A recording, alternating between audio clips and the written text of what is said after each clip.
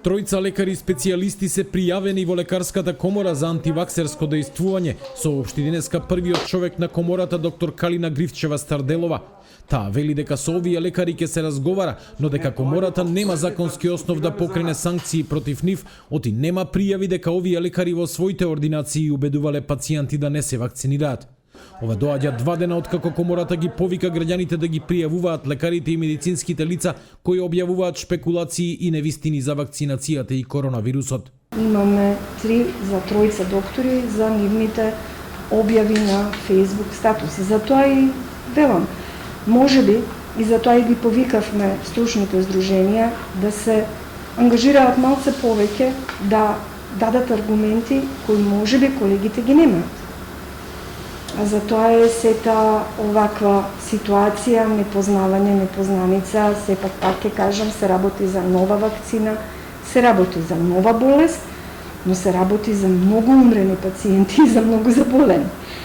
Лекарската комора бара законски измени, но и национална стратегија во борба против лажните вести за вакцините, но Гривчева-Старделова вели дека прво ќе се разговара со сите лекарски здруженија на оваа тема.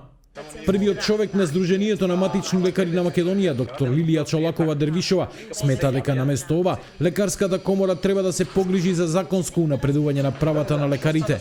Сметам дека лекарската комора не треба, нели, има други институции, Facebook не е нешто официјално, сепак е Facebook кај што секој нешто напишал или кажал, на крај ако ние се сметаме за демократска земја, нели, различните ставови го движат општеството напред и сметам дека треба да се дискутира, да се разговара. Има таму различни комисии кои што треба да дискутираат за овие моменти, а дали некој излегол или бил негде на протест и на крај протестот е легитимно, нели, право на секој граѓанин во Република Македонија. Имало протести во претходните 4 години кај што огромен број луѓе кои што се во лекарската комора исто беа на протести.